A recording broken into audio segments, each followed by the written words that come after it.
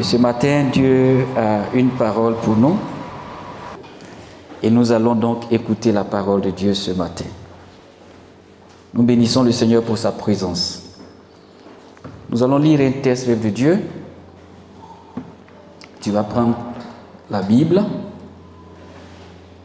Ce matin, je parlerai de la gloire à venir.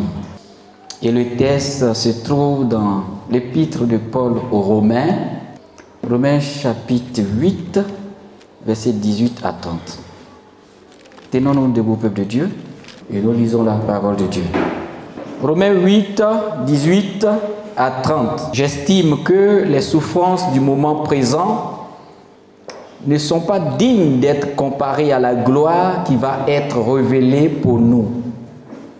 De fait, la création attend avec un ardent désir la révélation des fils de Dieu. En effet, la création a été soumise à l'inconsistance, non de son propre gré, mais à cause de celui qui l'y a soumise. Toutefois, elle a l'espérance d'être elle aussi libérée de l'esclavage de la corruption pour prendre part à la glorieuse liberté des enfants de Dieu. Or, nous savons que jusqu'à maintenant, la création tout entière soupire et souffre les douleurs de l'enfantement. Et ce n'est pas elle seule qui soupire, mais nous aussi qui avons pourtant dans l'esprit un avant-goût de cet avenir. Nous soupirons en nous-mêmes en attendant l'adoption, la libération de notre corps. En effet, c'est en espérance que nous avons été sauvés. Or, l'espérance qu'on voit n'est plus de l'espérance. Ce que l'on voit, peut-on l'espérer encore? Mais si nous espérons ce que nous ne voyons pas, nous l'attendons avec persévérance. De même, l'Esprit aussi nous vient en aide dans notre faiblesse. En effet, nous ne savons pas ce qu'il convient de demander dans nos prières, mais l'Esprit lui-même intercède pour nous par des soupirs que les mots ne peuvent exprimer. Et Dieu qui examine les cœurs sait quelle est la pensée de l'Esprit, parce que c'est en accord avec lui qu'il intercède en faveur des saints. Du reste, nous savons que tout contribue au bien de ceux qui aiment Dieu, de ceux qui sont appelés conformément à son plan.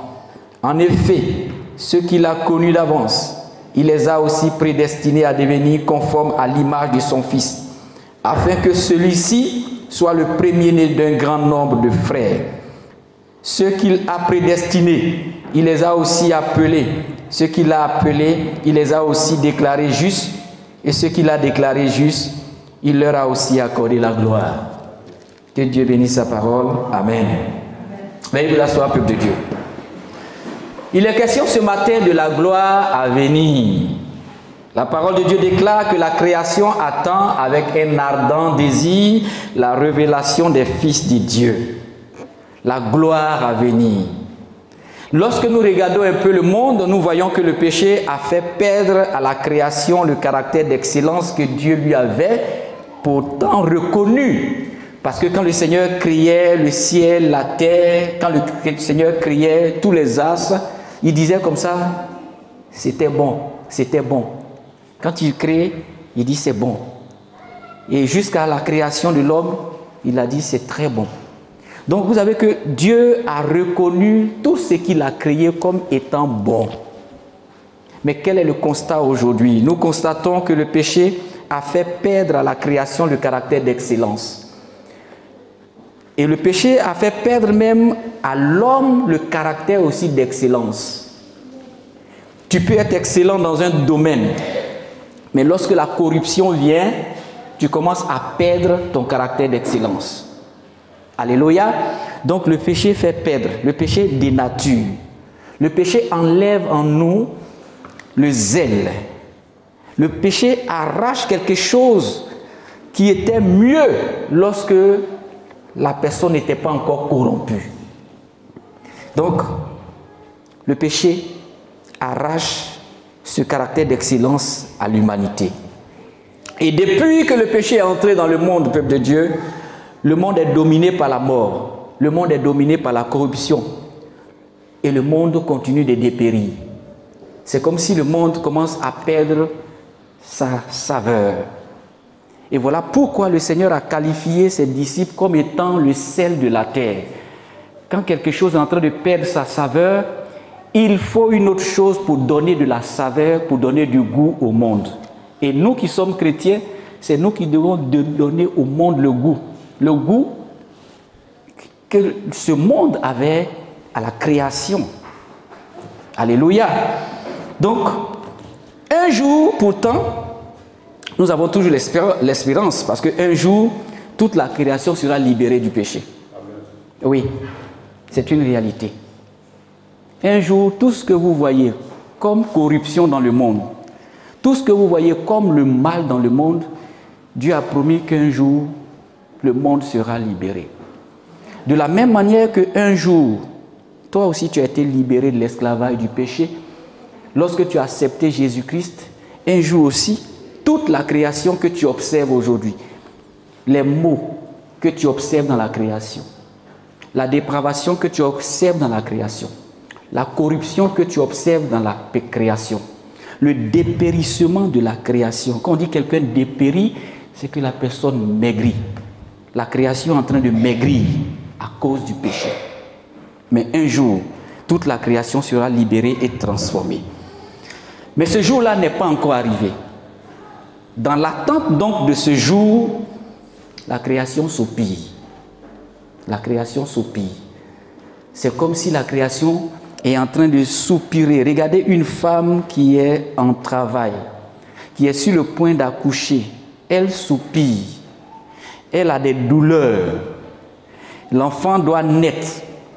Et quand l'enfant commence à bouger dans le ventre, quand l'enfant est en train de chercher une issue de sortie, il y a une douleur. C'est ce que le monde est en train de vivre actuellement. La création attend à la révélation des fils de Dieu.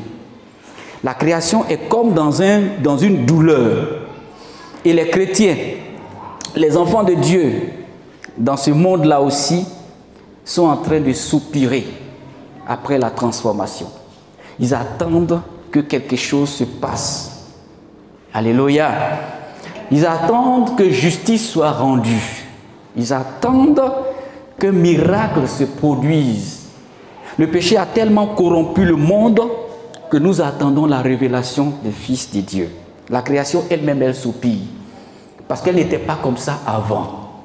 Aujourd'hui, l'homme est capable de détruire ce que Dieu a créé. Parce que nous sommes prompts parfois à polluer même l'air que Dieu nous a donné par nos engins, par la transformation que nous faisons sur cette terre, même par les semences. Parfois, on peut cultiver même la terre et même des produits nocifs dans la terre. Donc, l'homme est prompt à détruire. Et c'est le péché qui fait ça. Détruire ce que Dieu a créé, qui était bon, on le transforme en mal. Beaucoup de choses qui étaient bonnes ont été dénaturées par l'homme. Même les plaisirs sexuels bons sont aujourd'hui dénaturés par l'homme. Parce qu'on accomplit ces plaisirs hors du cadre légal, hors du mariage. La joie que le Seigneur nous avait donnée avant, lorsque Adam et Ève étaient même dans ce jardin merveilleux, où ils étaient capables de passer à côté d'un lion, mais le lion n'était pas capable, ne pouvait pas les tuer. Ils vivaient avec des lions, ils vivaient avec des panthères, ils vivaient avec des tigres, ils vivaient avec des animaux qui étaient féroces. Mais ces animaux ne pouvaient pas toucher ces hommes-là, parce qu'ils étaient à l'image de Dieu. Va dans un zoo aujourd'hui, qu'on libère un lion, je pense que le lion va faire de toi sa proie. Pourquoi? Parce que c'est le péché qui a dénaturé l'homme et qui fait que même les animaux qui étaient sous la domination de l'homme sont capables de tuer l'homme lui-même. C'est la corruption. Le chrétien voit le monde tel qu'il est pris dans un processus. Et le monde est pris dans un processus vraiment de déclin. C'est un processus de dégradation. Quand on regarde bien, on voit que les choses vont de mal en pire. On voit que la situation ne s'améliore pas dans le monde. Et les actualités que nous suivons à la télé et partout, lorsque nous voyons ces actualités, on voit que les choses se dégradent sur le plan physique et sur le plan spirituel. Les valeurs ne sont plus dans le caractère des hommes. Le monde est corrompu par le péché. Mais cela ne doit pas nous conduire au pessimisme. Ce n'est pas ça. Nous qui sommes croyants, nous ne devons pas être découragés. Nous ne devons pas être découragés. Parce qu'il y a de l'espoir. Il y a une gloire qui va venir. Le péché là, ça ne va pas continuer de prendre le dessus. Le mal ne va pas continuer toujours de perdurer dans ce monde. Justice sera rendue un jour. La gloire de Dieu va se manifester de nouveau. Le Seigneur ne laissera pas le monde aller comme ça à la perdition. De déclin en déclin. De déclin en déclin. Non. Ça, c'est mal connaître le Seigneur. Dieu nous révèle l'espoir de sa gloire à venir.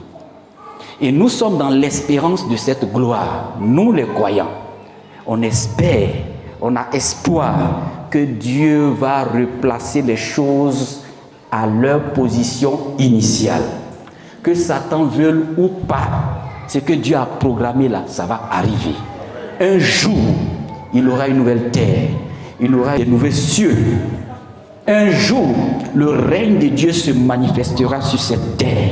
Un jour, Jésus reviendra chercher les élus. Un jour, même les morts en Jésus seront ressuscités.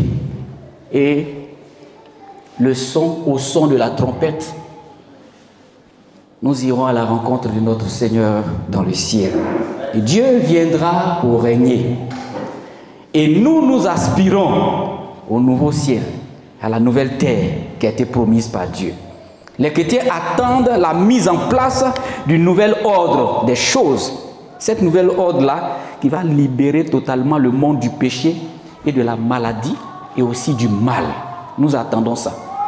Le diable, il attend son nouvel ordre démoniaque, mais nous, croyants, nous attendons un nouvel ordre. Dieu viendra. Dieu viendra pour manifester sa gloire. Et même la création attend. Vous voyez, la nature, observez la nature. Il y a des saisons. Ce n'est pas chaque jour il pleut. Il y a des moments où il pleut, il y a des moments aussi où il fait chaud. Et le plus souvent, quand il pleut abondamment, on a l'impression que l'eau qui est tombée là, ça ne va pas finir. Mettez-vous ici et soyez ici un jour. Quand il y a une très forte pluie, vous verrez que l'eau qui passe ici, à côté ici, là, ce n'est pas une petite eau. Ça peut emporter des personnes. Mais quand tu vois cette eau-là, tu as l'impression que cette eau qui est en train de passer pendant qu'il est en train de pleuvoir, là, ça ne va pas finir. Mais dès que la pluie s'arrête, je ne te donne pas 30 minutes, l'eau disparaît. De la même manière que le Seigneur ouvre les cieux et que abondamment l'eau descend sur la terre, de cette même manière, il retire les eaux de la surface de la terre. Et la pluie ne va plus détruire le monde. Dieu a tissé une alliance depuis le déluge dans l'Ancien Testament. La pluie ne viendra plus inonder le monde, détruire le monde. Ça a été fait au temps de Noé. Mais après ce temps, le Seigneur a tissé une alliance. Et voilà le signe de l'alliance que Dieu a tissé. Il dit désormais, je n'enverrai plus le déluge pour détruire quoi que ce soit sur la terre. Pour détruire, pour couvrir de la terre les eaux. Non, je ne ferai plus ça. Et comme signe de mon alliance avec les hommes, c'est l'arc-en-ciel. Quand on voit le plus souvent l'arc-en-ciel, c'est le symbole de cette alliance. Et c'est depuis ce temps que l'arc-en-ciel a commencé à apparaître dans le ciel. Donc c'est un signe divin, c'est un signe de Dieu pour dire que je ne détruirai plus la terre à cause du péché des humains. Je ne détruirai plus la terre avec l'eau. Et donc, si la terre est corrompue, quelques années après Noé, Dieu ne va pas détruire la terre par les eaux. le Seigneur viendra restaurer cette terre détruite, en train de dépérir par le péché. Mais dans l'intervalle, nous chrétiens, qu'est-ce que nous faisons? Allons-nous nous asseoir pour attendre la révélation des fils de Dieu, pour attendre la gloire de Dieu? Non. Dans l'intervalle du temps où toute la création soupire après la révélation des fils de Dieu, dans cet intervalle de temps, nous devons travailler. Nous devons aller avec Christ dans le monde pour y apporter la parole. Nous devons aller avec Jésus dans le monde pour guérir les corps malades, pour guérir les âmes malades, pour combattre les effets dévastateurs du péché. Nous devons contribuer à l'avancement de l'œuvre de Dieu. Nous avons espoir que les choses changeront. Mais entre-temps, avant que la gloire de Dieu se manifeste, avant que ce règne du péché soit aboli sur cette terre, afin que Dieu ne vienne gouverner les nations, toute la terre, par son règne glorieux, nous contribuons à faire avancer les œuvres de Dieu.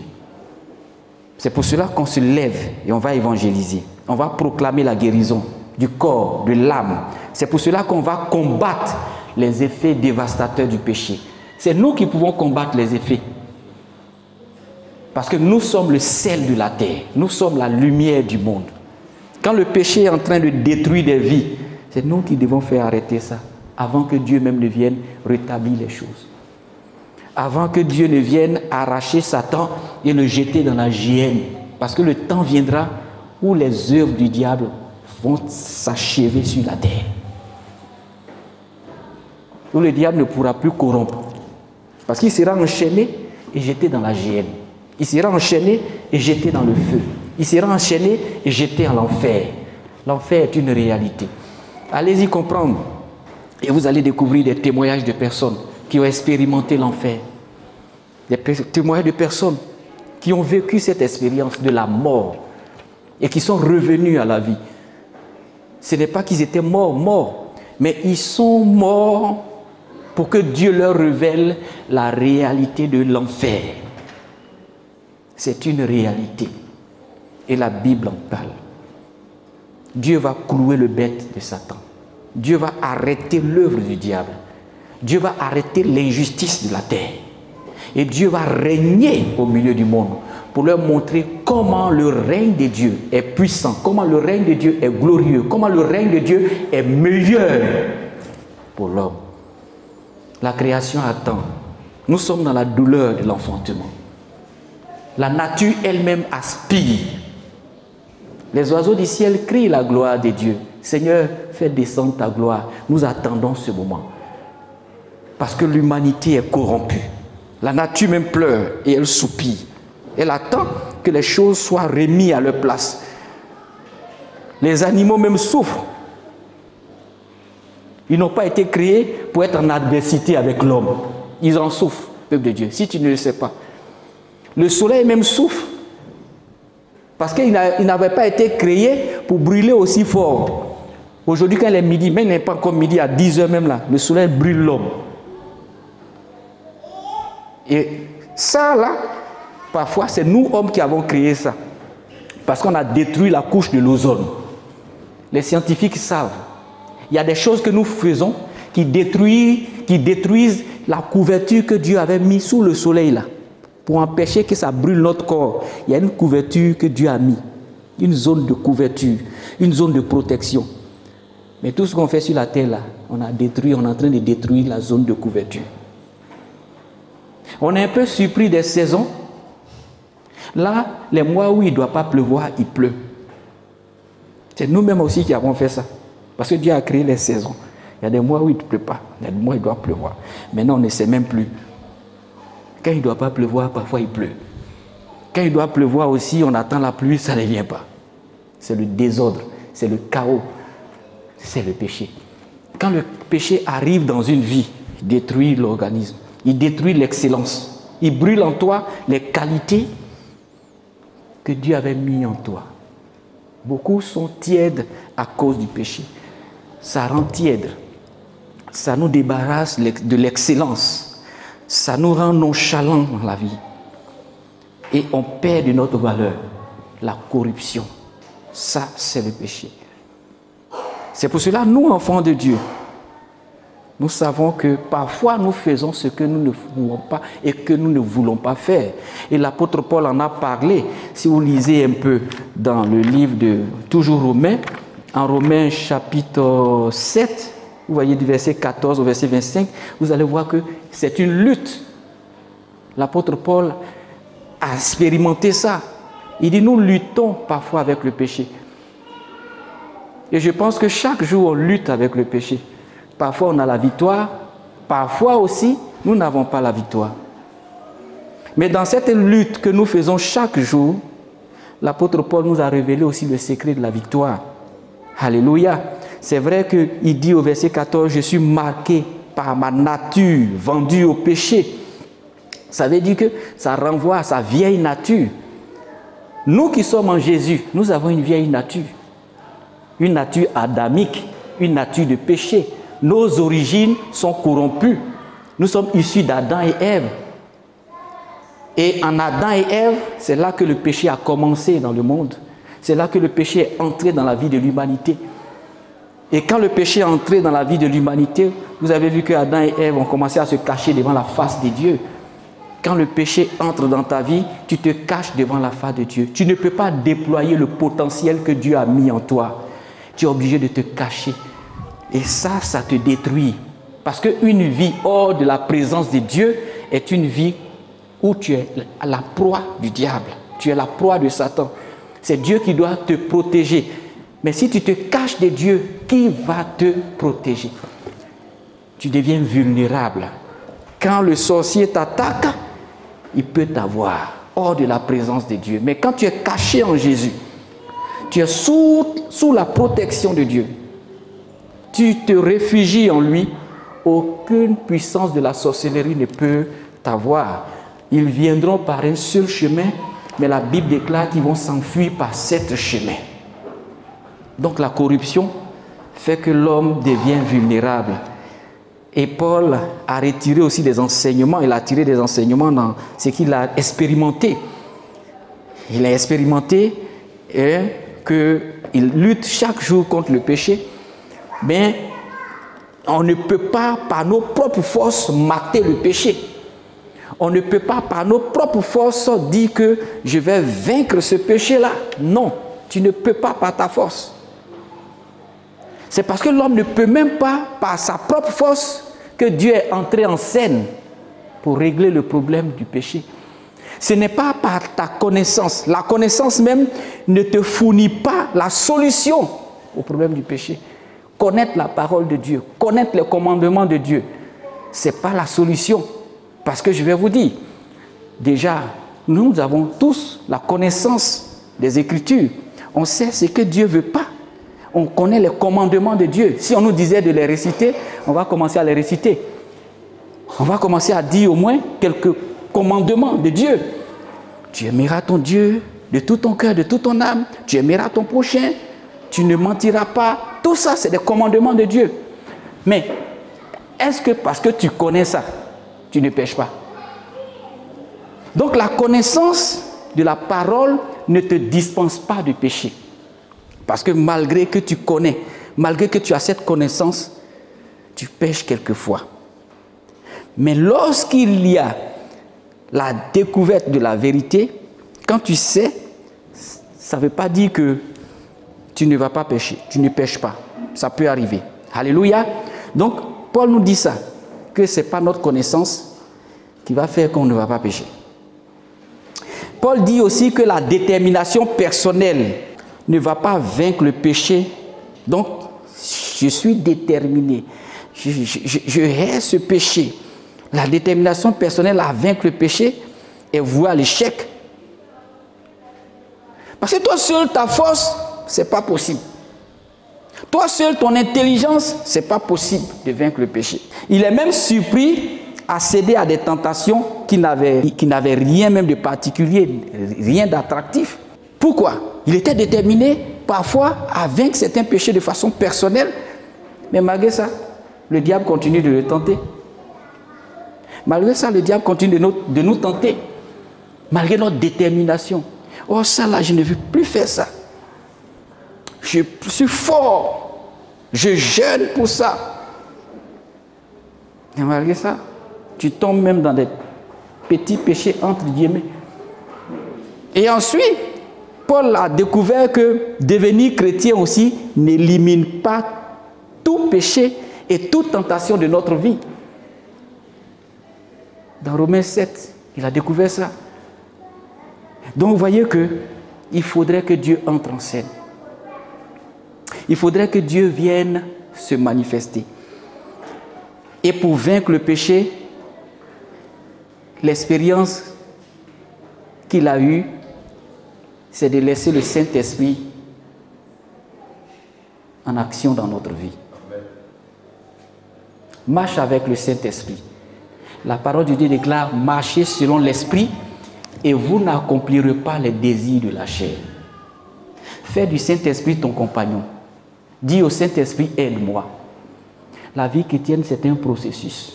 La sanctification, c'est un processus. Ce n'est pas un coup comme ça, mais doucement.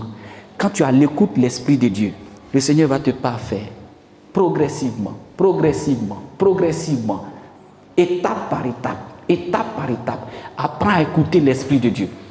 Apprends à regarder le Saint-Esprit. Apprends à discerner la voix de l'Esprit parmi toutes les voix qui te parlent lorsque tu veux prendre une décision.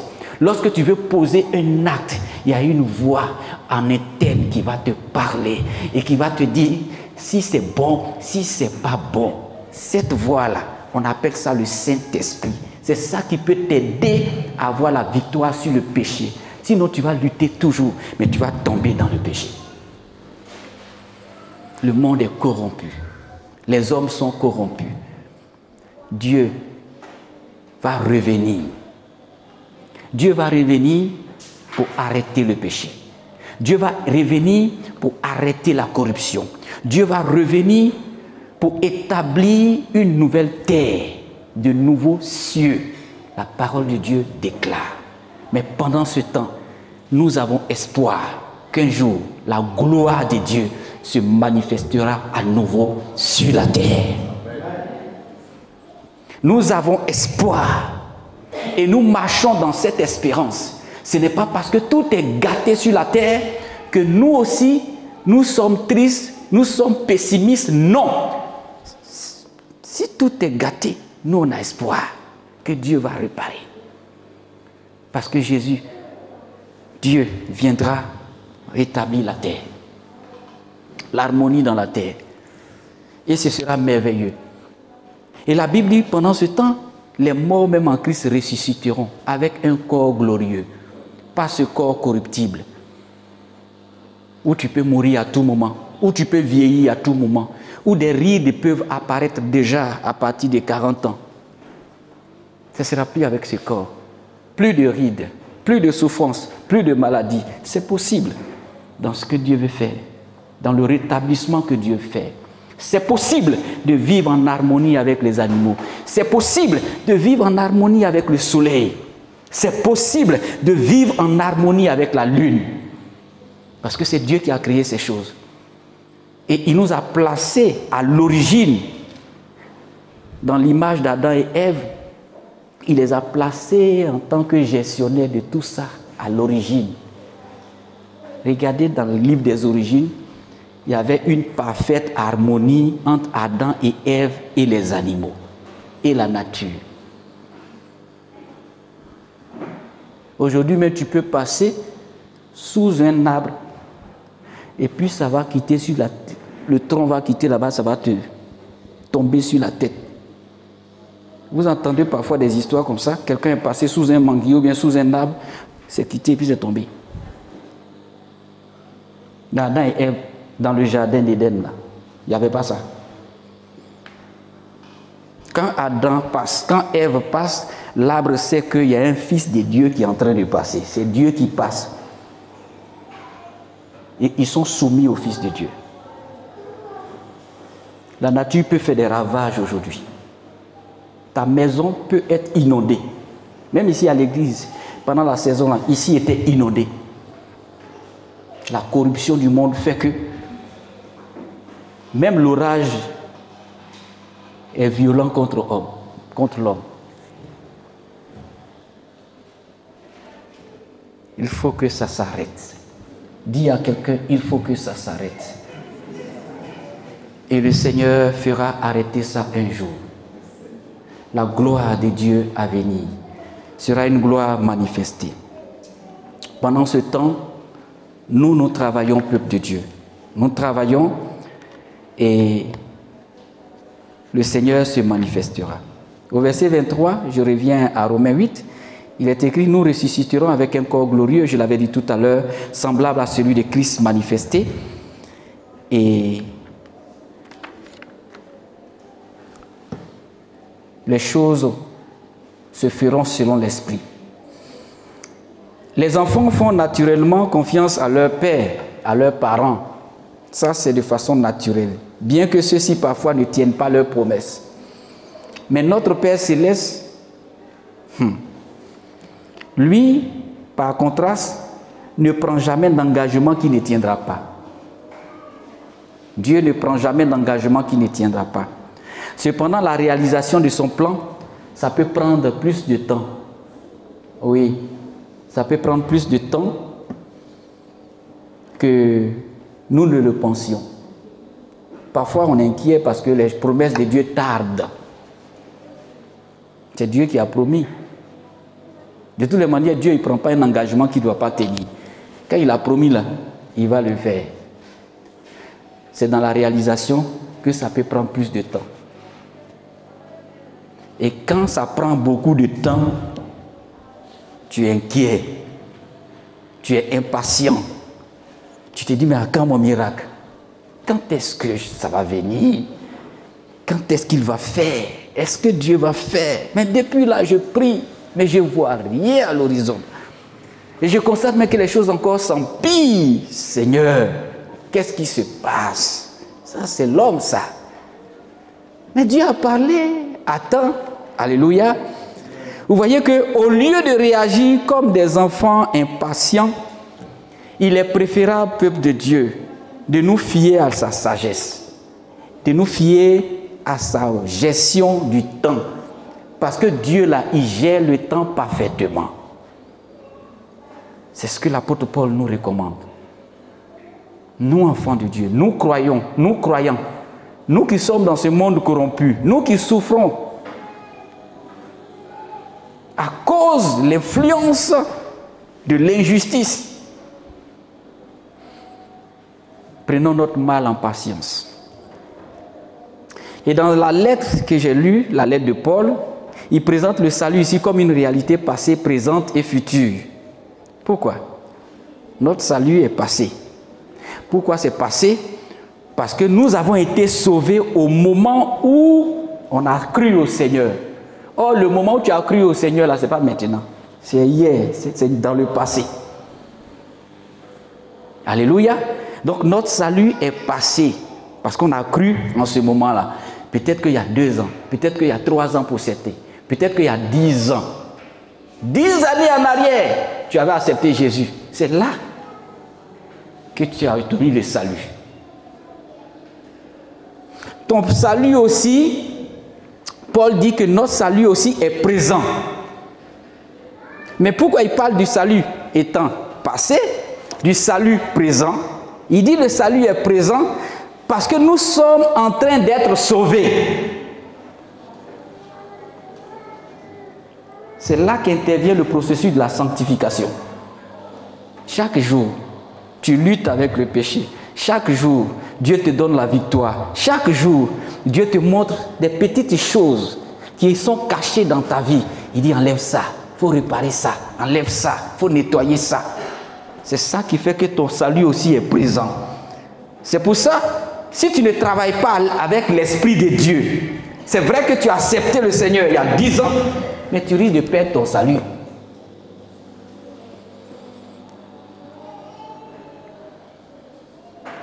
Notre salut est passé, notre salut est présent Parce que chaque jour, le Saint-Esprit travaille dans notre vie. Le Saint-Esprit nous parle. Chaque jour, le Saint-Esprit nous révèle sa pensée pour qu'on soit en harmonie avec Dieu. Notre présent est aussi en train d'être façonné par l'Esprit de Dieu, par l'Esprit de sanctification.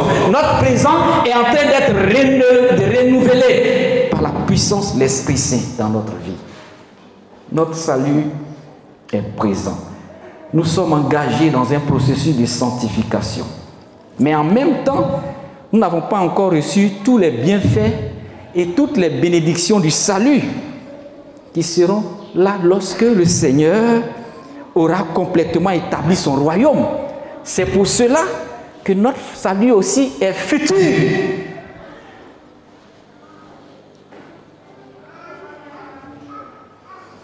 Quand la création attend avec un ardent désir la révélation des fils de Dieu, c'est quelque chose qui va venir, qui n'est pas encore là, mais un règne de Dieu qui va s'établir sur la terre et qui va faire que sur la terre, il aura une nouvelle terre, il aura de nouveaux cieux. C'est pour ça aussi c'est futur. Nous espérons à ce futur glorieux où on va régner avec Jésus-Christ de Nazareth. Nous espérons à ce futur glorieux où Dieu viendra chercher son Église. Nous espérons à ce futur glorieux où le règne de 1000 ans s'établira sur la terre. Il aura un nouveau gouvernement. Ce ne sera plus le gouvernement humain, mais c'est Dieu qui va gouverner la terre pendant 1000 ans avec ses élus. Notre salut est aussi futur. Sûr d'être sauvés, nous tournons toujours le regard vers Dieu, peuple de Dieu, vers notre Seigneur, avec plein d'espérance, peuple de Dieu, plein d'espérance et de confiance à la transformation complète de notre corps, de notre personnalité qui attend dans l'au-delà, au moment où nous serons comme Christ. Pour ceux qui sont morts en Christ, c'est tout simplement un repos. Le temps viendra où ils le ressusciteront au son de la trompette. C'est pour cela, généralement, quand quelqu'un meurt, on dit repos de son âme. Il y a d'autres églises qui prient pour le repos de son âme. Paix, paix à son âme. Repose en paix. C'est un sommeil. La mort n'est qu'une transition où tu accèdes à un autre endroit. Tu sors de là, ressuscité pour la gloire de Dieu. Tu sors de là aussi ressuscité pour l'enfer. Il y a deux cas. Et en tant que croyants, pour finir, peuple de Dieu, nous ne sommes pas livrés à nous-mêmes face aux problèmes. Nous ne sommes pas livrés à nous-mêmes face aux problèmes. La Bible dit, au verset 26 et 27 de Romains 8, même lorsque nous ne savons pas comment exprimer notre requête, le Saint-Esprit prie à travers nous et pour nous, et Dieu répond. Donc, dans ce soupir où on attend la gloire de Dieu se manifester, on n'est pas livré à nos problèmes seul. Dieu même prie pour nous. Le Saint-Esprit qui est en nous, le Saint-Esprit que Dieu nous a envoyé, prie pour nous par des soupirs inexprimables. Le Saint-Esprit prie à travers nous et pour nous. Et Dieu répond. Il y a des prières parfois, on n'est pas capable de peut-être d'énumérer les choses qu'il faut. Mais le Saint-Esprit, connaissant nos besoins, parce qu'il est omniscient, omnipotent, omniprésent, il sait toutes choses, rien n'est caché devant lui. Il prie à travers toi, pour toi. Et Dieu répond. Parfois on est faible dans la prière. Mais si on dit Seigneur, aide-moi, je suis fatigué. De façon sincère, Dieu prend la relève. L'Esprit de Dieu prend la relève. Tu t'es levé ce matin en pleine forme. Peut-être hier même, tu étais tellement fatigué, tu n'as pas pu prier. Mais tu vois que tu as passé une nuit paisible. Il y a des fois où parfois, on est visité nuitamment par des sorciers. Mais ils ne peuvent pas avoir accès à nous. Même si on n'a pas pu prier, mais le Saint-Esprit qui connaît nos besoins, qui connaît la disposition de notre cœur et qui sait que nous sommes attachés à Jésus, ne permettra pas que le diable ait accès à nous, même si ce jour-là, nous sommes fatigués. Parce que Dieu sait que ton corps peut être aussi fatigué. C'est pour ça que malgré parfois nos faiblesses dans la prière, malgré notre faiblesse dans notre dévotion matinale, le Saint-Esprit prie pour nous sans qu'on ne le sache même. Et Dieu nous écarte du danger, Dieu nous écarte de la mort, Dieu nous écarte des accidents, Dieu nous écarte des incidents qui auraient pu nous arriver. Parce que le Saint-Esprit prie pour nous. Le Seigneur ne nous laisse pas, ne nous livre pas nous-mêmes face à nos problèmes. Si le Seigneur nous assiste dans la prière, nous n'avons pas à redouter de nous approcher de lui.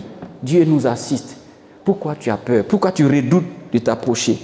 Demande au Saint-Esprit d'intercéder pour toi, en accord avec la volonté de Dieu.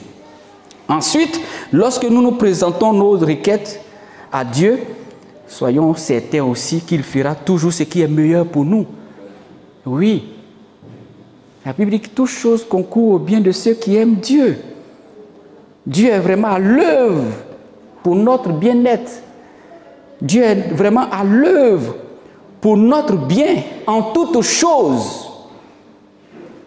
Chrétien, croyant, il faut que tu le saches. Dieu est à l'œuvre pour ton bien en toutes choses. Et Dieu est capable, sachant aussi que Dieu est capable de transformer les circonstances. Ce n'est pas dit que tout ce qui nous arrive là, c'est bien. Non. Ce qui nous arrive parfois, il y a des malheurs. Ce qui nous arrive parfois, il y a des difficultés. Ce qui nous arrive parfois, il y a la souffrance dedans. Mais quand la parole de Dieu dit « toute chose concourt au bien de ceux qui aiment Dieu », ça ne veut pas dire que aucun mal ne nous arrivera. Non, ça ne veut pas dire ça. Ça veut dire que Dieu est capable de transformer, même le mal qui t'arrive là, il est capable de transformer ça en bien. Dieu est capable de transformer une mauvaise circonstance en une bonne circonstance dans ta vie. C'est pour ça qu'un enfant de Dieu peut traverser des moments difficiles, il va pleurer, il va apprendre de ces moments difficiles et Dieu va transformer ces moments difficiles en des moments de joie. C'est comme ça que le Seigneur fait. Dieu est vraiment à l'œuvre pour notre bien. Et il faut noter aussi, peuple de Dieu, il n'est pas à l'œuvre pour nous rendre heureux. Ça va vous surprendre. Le Saint-Esprit ne travaille pas simplement pour nous rendre heureux. Le Saint-Esprit est à l'œuvre, vous savez, pour faire quoi? Pour accomplir ses plans dans nos vies. C'est ce que nous devons savoir. Dieu est à l'œuvre pour accomplir ses plans dans notre vie. Et ce qu'il faut noter aussi, c'est que cette promesse-là n'est pas pour tout le monde.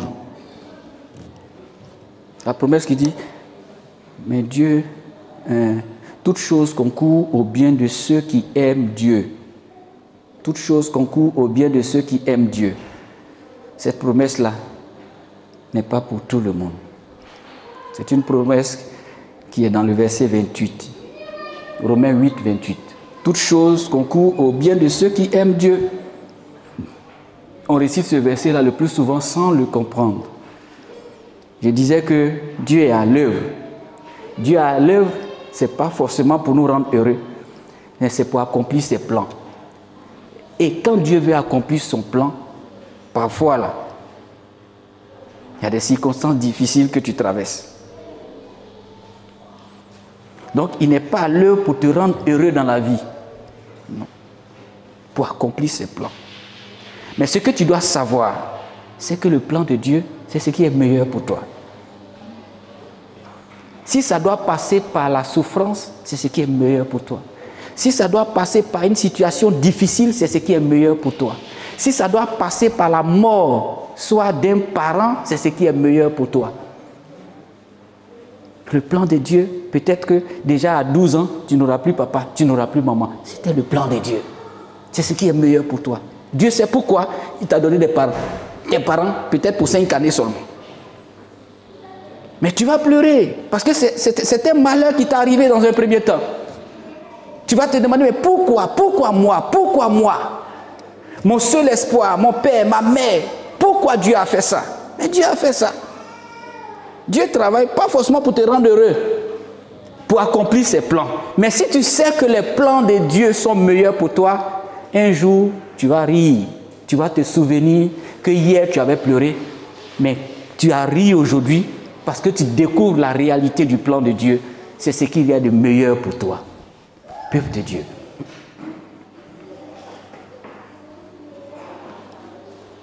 Nous devons le savoir. Et nous devons être sereins dans notre vie.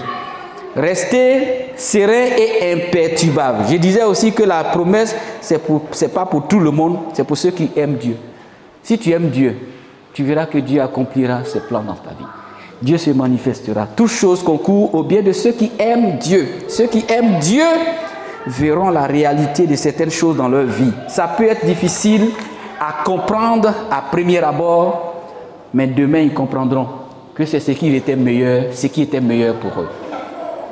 Sachons-le pour finir, peuple de Dieu. Restons dans les dispositions, restons sereins. La création attend la révélation des fils de Dieu. La gloire de Dieu apparaîtra. La manifestation de la puissance de Dieu apparaîtra. Et tu ne seras plus dans une atmosphère de confusion.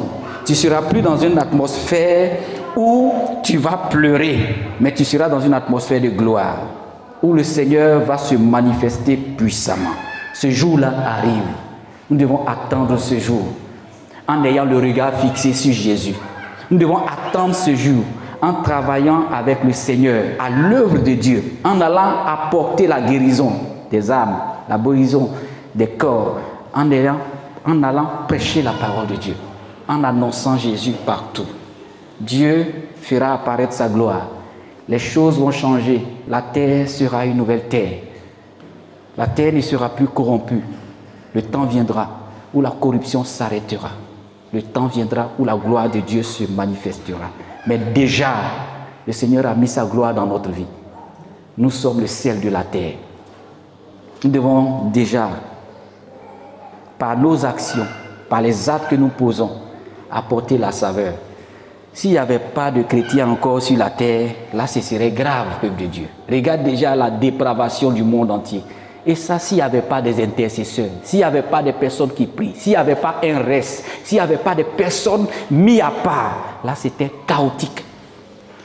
C'est nous qui permettons au moins au monde de souffler un peu. C'est nous qui permettons un peu de donner du goût au monde. C'est nous que Dieu regarde et puis il ne peut plus détruire la terre avec le déluge. Quand Dieu observe l'Église qui prie, quand Dieu observe des hommes et des femmes qui intercèdent, quand Dieu entend le cri de leur intercession, quand Dieu entend le cri de leur prière, il ne peut plus détruire la terre avec le déluge. Ce reste-là, c'est toi. Demeurons dans la présence de Dieu et laissons le Seigneur se manifester. Travaillons à notre sanctification. Laissons le Saint-Esprit gouverner notre vie. Ne laissons pas le péché s'endurcir dans notre vie. Mais lorsque ça apparaît, laissons le Saint-Esprit. Et en accord avec le Saint-Esprit, disons, Saint-Esprit, aide-moi à vaincre ça, parce que je suis le sel de la terre, je suis la lumière du monde. Et si tu es sincère, le Saint-Esprit fera ce travail. La sanctification, c'est un processus. Pas à pas, chaque jour, Dieu t'améliore. Le salut, il est passé, il est présent et aussi il est dans le futur. Comme l'apôtre Paul nous l'a enseigné tout à l'heure. Passé, parce que je suis converti il y a 10 ans et c'est là que j'ai accepté Jésus, c'est là que j'ai eu le salut. Il est présent parce que chaque jour, aujourd'hui encore, avant de venir, j'ai lutté avec le péché. J'ai eu la victoire. Le Saint-Esprit est en train de travailler dans ma vie. Ce n'est pas parce que hier, ou bien 10 ans avant, tu as accepté Jésus, que les choses sont... Il n'y a plus rien à faire. Tu dois travailler à ta sanctification. Nous, là, moi j'ai accepté Jésus il y a longtemps aussi. Peut-être il y a 20 ans, il y a 30 ans. Mais je suis toujours en train de travailler à ma sanctification. Toi aussi. Chaque jour, la tentation se pointe devant toi. Ou bien tu n'es plus tenté. Depuis 20 ans, tu n'es plus tenté. Tu es toujours tenté. Et chaque jour, tu entends la voix de l'Esprit de Dieu. Quand tu veux prendre une décision, ça là, il faut laisser ça. Il faut choisir ça. Ça là, il faut laisser. Ça mène à la mort. faut choisir la vie. Tu travailles à ta sanctification. Et quand tu prends le bon chemin, toi-même tu es content. Le Saint-Esprit te dit bravo, c'est bien mon fils. Mais quand tu prends le mauvais chemin, le Saint-Esprit, c'est pas bon. Mais quand il dit c'est pas bon, il ne te lâche pas. Hein. Il ne te laisse pas tomber. Il est toujours là, avec un regard d'amour. Il te regarde. Tu es capable de te relever. Lève-toi. Le chemin est encore long.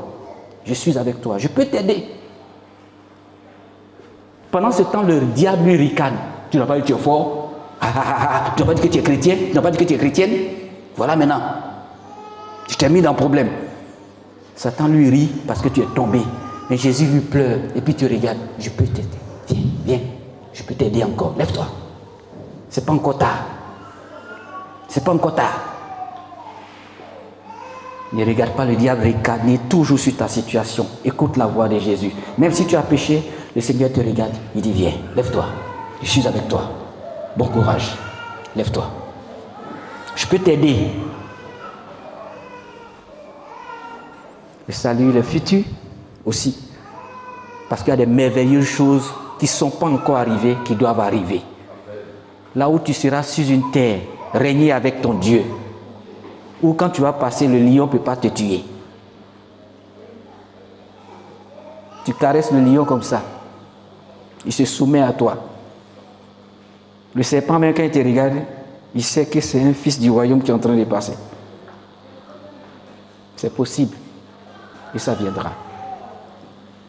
Dieu rétablira les choses comme c'était à l'origine. Et nous savons, nous croyons, nous espérons. Mais maintenant, continuons de travailler. Pour notre salut, continuons de travailler pour le Seigneur. Continuons de regarder à Jésus. Dieu cherche ce reste-là. Soyons parmi le reste. C'est grâce à nous que Dieu ne détruit pas encore le monde. C'est grâce à nous que ton pays est encore là. Quand une nation se détourne de Dieu, c'est le chaos. Et parfois, Dieu est obligé de frapper des nations. Nous, en Côte d'Ivoire, nous avons vécu ça. Notre guerre, là, à un moment donné, les Ivoiriens, bon, chacun faisait à sa tête. Dieu a frappé. Dieu a frappé. Dieu a frappé. Dieu frappe pour relever. Dieu frappe pour restaurer. Dieu frappe quelquefois pour rattraper la personne. Dieu frappe quelquefois pour te ramener à la maison, pas pour te tuer. Si tu entends la voix et tu n'endurcis pas ton cœur, le Seigneur manifestera sa gloire. Dieu veut toujours manifester sa gloire dans le processus de notre vie chrétienne. Sachons reconnaître la voix de Dieu et espérons que le Seigneur fera les choses selon sa bonne volonté. Que Dieu bénisse sa parole au nom de Jésus. Amen. À l'écoute de la parole de Dieu. Retrouvez-nous sur nos pages Twitter, Instagram et YouTube. Que Dieu vous bénisse.